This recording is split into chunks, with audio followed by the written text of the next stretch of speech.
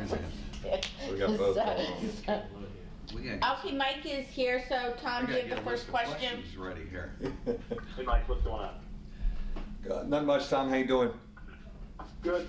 How have you challenged these guys daily, maybe in practices and film sessions since the Indiana State game? I haven't really. At all? I just killed your story, huh? Nope. You I'm know. not there, so you got to give me a hard time. That's right. You know, I think we had some intense stuff after that, but you know, you're kind of back into, especially with the lineup, I think we're kind of back into a teaching mode, not a challenging mode. We're still trying to figure out our rotation. Obviously, we've played a little, we've got Jackson in there, and I think in the you know, after about 2-3 days after Indiana State, you kind of move on, Tom, and you're kind of into teaching and evaluating, and not only Demetrius Jackson, can we get Zach August going? Can we get Austin Burkett back in a good rhythm? It's been more of that, and I sense I'm going to be in that mode for a while with this group. Even though you're in the teaching mode, what have you seen the last couple of days, maybe even from yesterday, that tells you that this team is ready for what they're going to face tomorrow night out in Iowa? Oh, I'm not sure about that. That's why I'm really interested to see, you know, how we respond. I'm intrigued, excited. I think our veteran guys are excited for a big challenge on the road. They played in a lot of big games. Some of our newer faces, some of our less experienced guys, I'm really interested to see how they respond. You know, I talked about it yesterday as, you know, it's a great opportunity for us. I don't know if anyone gives us much of a shot over there, given how they're playing, and then we're kind of probably still trying to figure it out. But great opportunity for us. Talked a little bit about, you know, our program and when they've won on the road, and the nothing's better feeling than winning on the road. So, you know, can we be poised enough? Can we be mentally tough enough? Can we be physically tough enough? All things to discuss. Waiting to see it for 2 hours tomorrow night. How is Fran thought of in the coaching profession? I think he's thought of as a really very good coach, and a teacher, and a guy who's built programs, and you look at them right now, they've really done a good job methodically building their program over there. He's right on schedule as he's methodically, no quick fixes, just build it, put in his philosophy, put in his system, his style of play, and I think, you know, certainly Iowa's really lucky to have him. That was a great hire 3 years ago, 4 years ago, but they're right on schedule as they built their program. Thanks, Mike. Yep. Tony? Yes, Coach, just kind of want to ask, this being the ACC Big Ten champs, does it kind of feel like for your team and program the first time you're really carrying that ACC banner and representing the conference, and does that weigh on you guys at all? No, I think it's a great question. You do feel responsibility. You're excited about representing the ACC officially tomorrow night, and I think it heightens your sense of awareness and sense of urgency. That not only are you playing for Notre Dame on the jersey, but you're playing for the Atlantic Coast Conference. I think all of us, our players included, we've watched the ACC Big Ten Challenge over the years, and that's been the thing to watch this week of basketball. And you know, the ACC's up one now, the Big Ten's up one, and so now we're part of it. So certainly you want to represent for this league in your first, you know, foray into representing the league. And you touched on it before, you know, nothing better than winning big on the road. What's it, for a coach, what are the trepidations taking a team on the road for the first time a month into the season? Well, I'm hoping my veteran guys can really help all of us with that and help our young guys with that, because these veteran guys have played on the road a lot. But you know, the first time this team, what's our identity? The first time this group goes into the road, I'm excited, I'm anxious, I'm worried, I'm a little bit of everything, as you go into this thing. And who are we going to be? Can we do it for 40 minutes?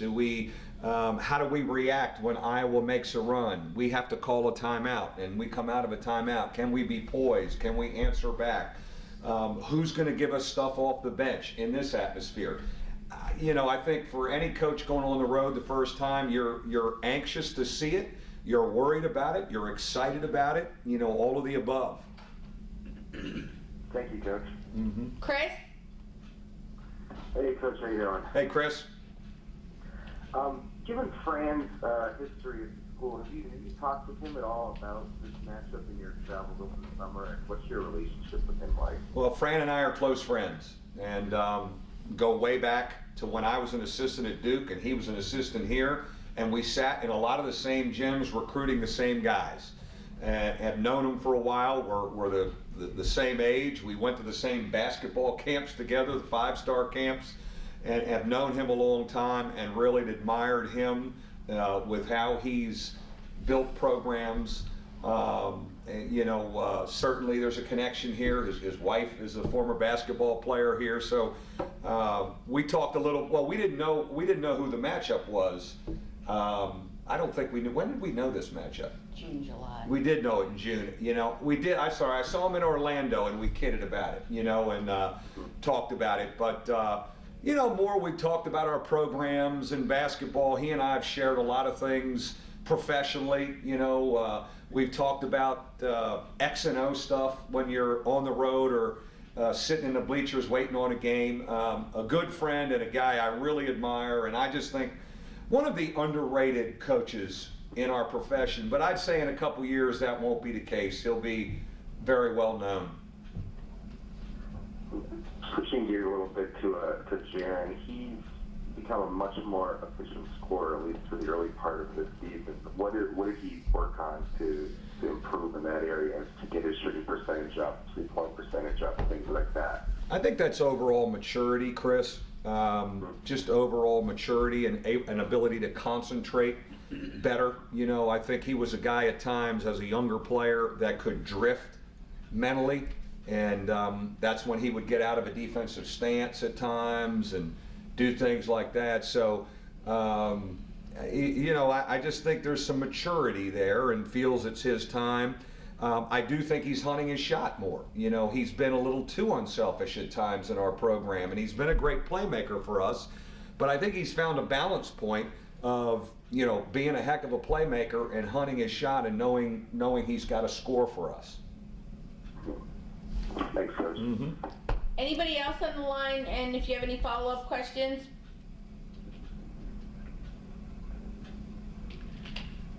You've had success on the road throughout the years, and not so much how it applies to tomorrow in that setting. Right. But what do you think have been the keys to the successes that you've had on the road? No, it's a good.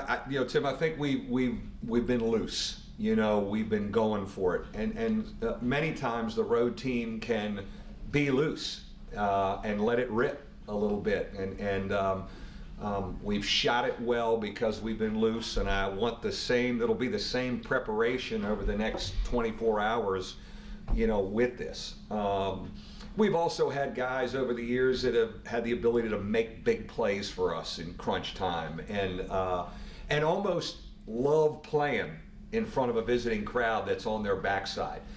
What's helped us is we've been older. We've we've stayed old. We've gone into these environments over the big picture of things, and we've had some juniors and seniors that are going to be less flustered than young guys. Now, you just said a little bit ago that you're nervous, you're anxious, you're all that, and a lot of coaches don't publicly admit that. Right.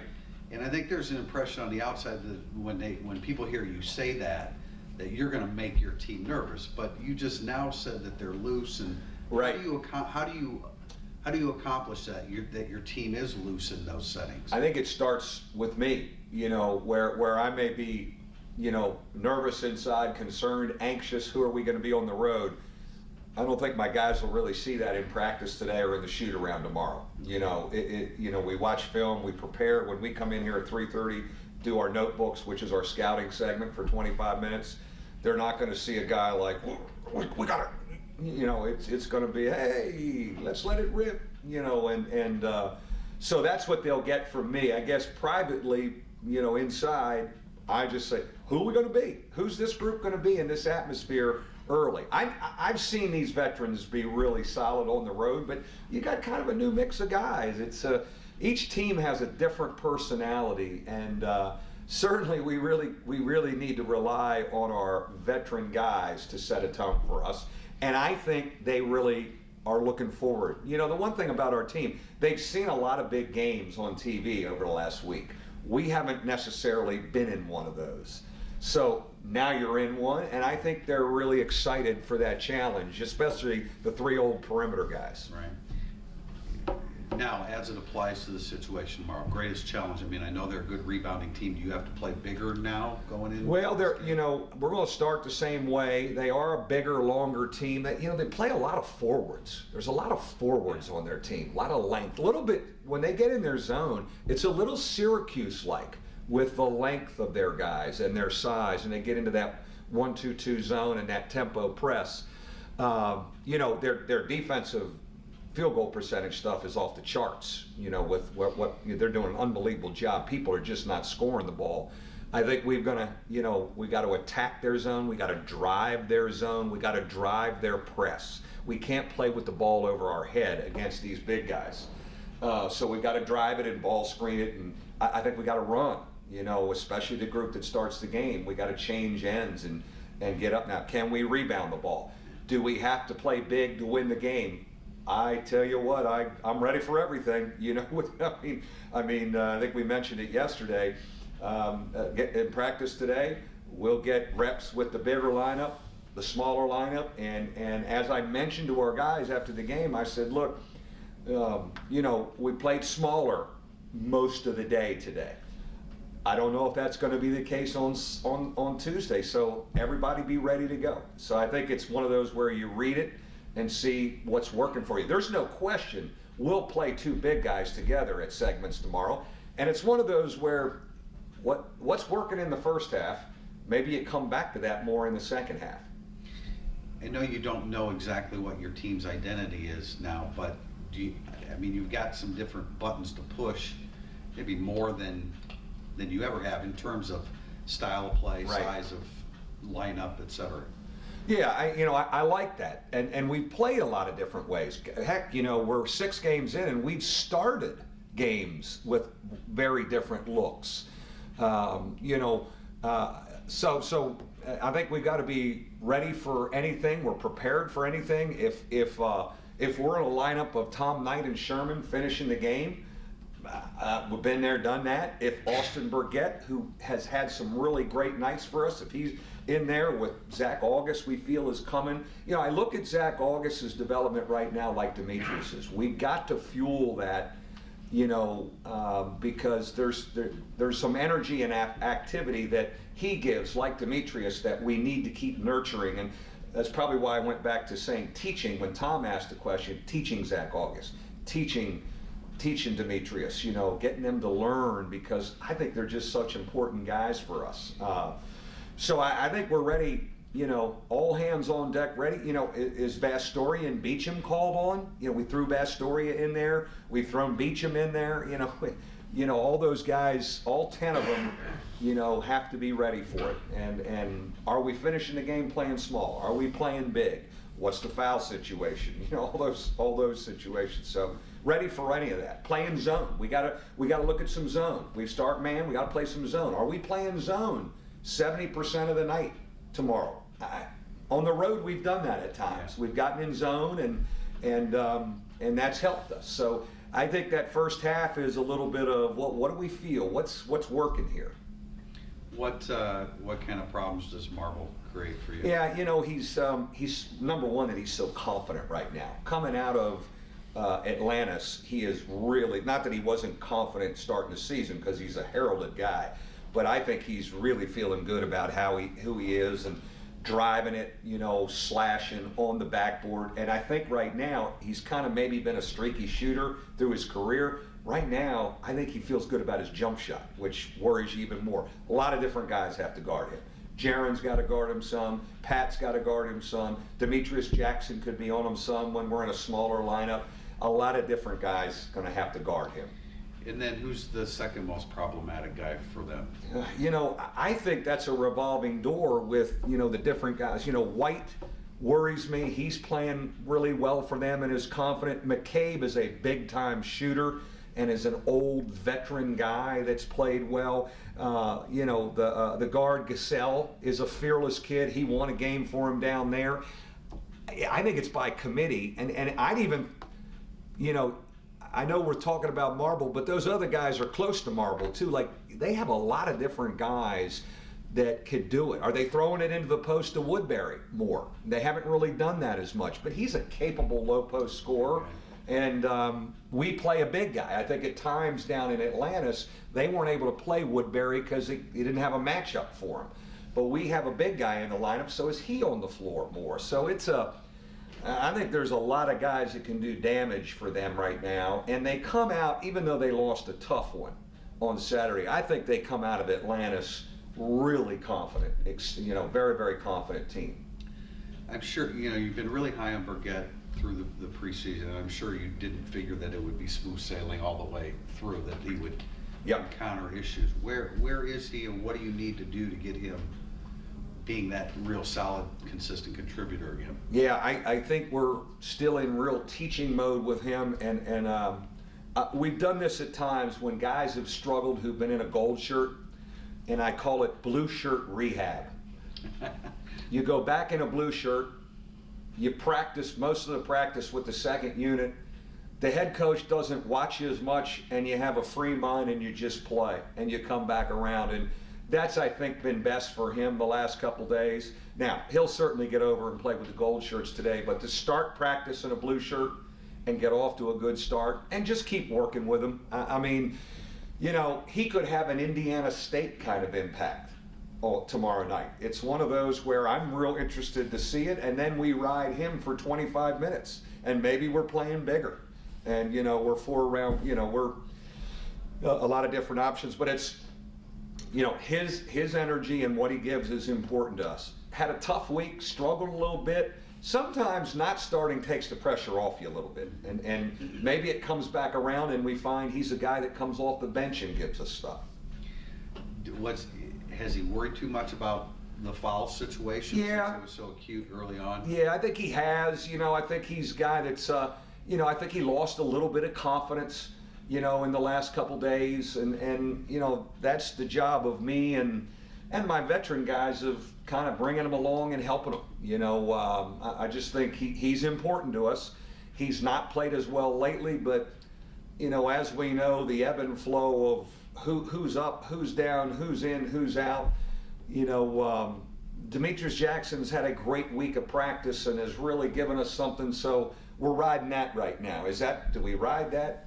The rest, who knows where we go. But, you know, Austin is not so far down the line we can't count on him. We need him, and it's, you know, there's nothing like coming back and having a really good practice and coming off the bench tomorrow night and giving us energy. What's his personality? Is he up and down? Is he steady? How does he? No, he's a steady guy. I think he's a steady guy. I think he has a hard time overcoming mistakes. So, you know, my tone with him is more teaching. I don't want to, you know, you get on him when he makes a mistake, turns the ball over, fouls. You more want to teach and maybe talk to him later, and because he's hard on himself. We have a lot of guys like that are hard on themselves, and that's why the phrase I use a lot of times, on to the next play. Can we get on? Who can get on to the next play and let it go? Now, I have to coach that way too. Like, I can't believe we did. Next play. Maybe at the timeout, say, hey, Austin, next time, you know, when he drives, can you show the hands a little bit more, and that type of thing. So a process with him, but you know, he could come off tomorrow night, and I probably tell him that in the hotel or tomorrow in the shoot around. I said, I wouldn't be surprised if you come off tonight and fly around like you did in the Indiana State game. Jackson's confidence escalate? I think he's just getting more and more confident, and you can tell, Tim, because he's becoming more of a voice. You hear his voice. He is, before our very eyes, adding he's adding a leadership voice, and it fits in okay with Grant and Atkins and Connaughton, and they like it. But with that, the voice, I mean, in front of our bench in the second half, reverse it a couple times. He's calling sets. He's making decisions on things. In the timeouts, when he's sitting down, he will have some comments at the end. Like yesterday, we had a timeout, and they had scored on us. Hatter had scored a bunch on us. And you know, I was on him a little bit, and at the end of the timeout, he said, come on, we get 2 stops, we're back flowing again.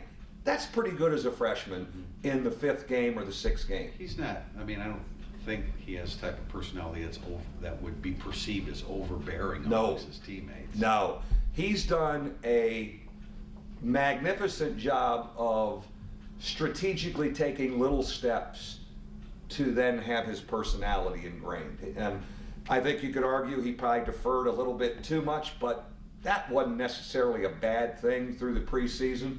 I think he is very, and he and I've talked about this privately, just with each week become more confident. And what helps him is Connaughton, Atkins, and Grant really love playing with him. And they pump him up in practice. They talk to him at timeouts. They've made him feel really confident, and that, man, we need you, and don't hold back, go for it. We'll play off you, take it to the hole. That's a good shot for you. Don't turn it down. Are you a little surprised by his 3-point shooting? I know that the test size is pretty small, but It's funny because in the last week, it's amazing if you look at the stats of the last week, including the games and practices, he is really comfortable. I think it's an overall confidence. It's an overall, he's getting him in rhythm now. You know, I thought he was hesitant at times through our practices and our early games. Like, what do I do now? Do I drive it now? Do I shoot it now? He's taken him in a good flow. And it's amazing when you feel good about yourself, you know, and you're playing longer minutes, your rhythm's better, and you feel better about your shot too. But the ones he's taken have been great ones. And I just, you know, I told him early, he turned some down the first week of practice, but he wasn't ready to shoot him. So he probably shouldn't have shot him, you know. Now he knows, okay, this is a good shot for me. And what helps him with his speed and strength and you know, power, explosiveness, you know, when you have to close out to him and you worry about his shot, he gives you that. One dribble, he's at the rim getting fouled, or he's in there making plays. And that was the biggest process with him early, like stay outside the arc and keep spacing. So when you catch it out there, they have to close all the way out to you. Then you've got a shot fake and a drive instead of being inside that arc, and there's congestion. I said, spread the defense out. I think, you know, he and VJ, I got on all the time about staying outside the arc on the weak side, especially. They want to sneak in. I said, stay out there. That keeps our spacing. Plus, you guys can shoot it. If we kick it to you, shoot it. Now, here's the other thing. If we kick it to you and they're closing and you do that, oh man, you got a guy closing a long time. I think that was a learning process for both of them. They both really improved, and now Demetrius, I think, has really got a feel for that. You said Jaron, Eric, and Pat like playing with Demetrius. What is it specifically about his game on the court that they relish so much? Oh, there's probably, you know, he's able to break down defenses and get them shots. They love that. You know, he can get into the lane. I think they love playing with him defensively because he's such a rock defensively. He can pressure the ball. If you've watched him, he has communicated switches on the perimeter as good, maybe, or better than Eric and Jaron at times, which is amazing for a guy that's been in our program just for a month. He's really a communicator on defense. But I think they like the overall energy and power. With him on the floor, we run more. We really, like, those guys want to run. Atkins, Grant, and Connaughton want to run. And when he's on the floor, we're able to really change ends and run. I think they like his confidence. I think his confidence helps them get confident, even though he's a freshman. I think that's a two-way street of confidence giving. And going back to, I think it was Chris who asked about Jaren's efficiency. Yesterday, both you and Pat spoke to Pat needing to get off and get more shots up. Is that partly possible because Jaren has become more efficient, so there are more shots to take? Yeah, I think he just needs to hunt them more. Well, you know, we always want him shooting the three-point shot. He's a good spot-up guy, and at the end of last season, he was fabulous with that. And he rode that into this season. But there's more to his game. Like, he can drive and get to the hole. And I thought his penetration stuff, you know, up until maybe the last week was one dribble and kick back to Jaren or Eric instead of, or two dribbles and lay it off for Sherm. And when he had his shoulders by a guy with his athletic ability and length, got on him a couple times, I said, if you get 2 feet in the lane, I want you to explode and try and finish, because you're going to get fouled and you're going to score that. And I think he's getting more 2-point shots now, not just threes, driving the ball. And you know what's funny? I think when you start driving the ball and you get to the hole and you mix it up a little bit, you become a better rebounder. I mean, he's been a good rebounder, but he was a freak on the board yesterday. And so we need to capitalize on that. You know, the one thing about him, he's the ultimate guy to coach and the ultimate teammate. I mean, the head is so good. To get him doing that, it was a 5-second discussion before practice on Monday. I said, you can't take 4 shots. When you get in the lane, they're like, gotcha. And through practice that day, he's right there doing it. And it was great to see him carry over and do that. Now, you know what helps him? When a 4-man's guarding him, a lot of times it's a tricky matchup too, you know? So that's not lost on me. You know, a 4-man is chasing him around and he's coming off stuff. He's able to drive by him a little bit more. And again, that's maybe another reason why the smaller lineup is efficient. Did you know he was that personality when you were recruiting him? Yeah, he was. You know what, Tim, this is one of those guys was like mature beyond his years, upbeat, every phone conversation in recruiting. Yeah, you know, he like picked you up, man. He was an upbeat guy, always we've said as a staff, the ultimate teammate. And it's one of the reasons I started nurturing his leadership in the summer, because he was so respected. I wanted him to talk more and have more of a presence, because they will listen to you, and obviously voted him captain. And I think that is still a developing thing with him, but I think it'll get better and better and become even more of a powerful leadership force. Where Atkins still is our main guy, he'll get to be right there with him by ACC season. But I mean, you just love coaching him. What you see is you get it every day. It's stable, it's consistent. This guy has done 2 sports. It's never affected him academically. I never get a phone call from Pat Holmes saying, "Oh my God," he just talk about low maintenance. The guy, he spoils you, and a lot of times what happens, I don't spend enough time with him because he is so low maintenance, and I'm dealing with other guys. I'm like, maybe Pat needs some attention, which he did. You know, and I gave him 5 seconds, and then he was fine. And then I went back to the other high maintenance guys. You never have too many low maintenance. Yeah, he's you know, I've loved coaching him. You know, it's not a fluke that when we put him in the starting lineup his freshman year, all of a sudden we went like that. There's something about this guy, and big time winner, and love coaching him. See you. You guys making a trip? I'll be there. All right. Safe travels. Thank you. All right, Jack.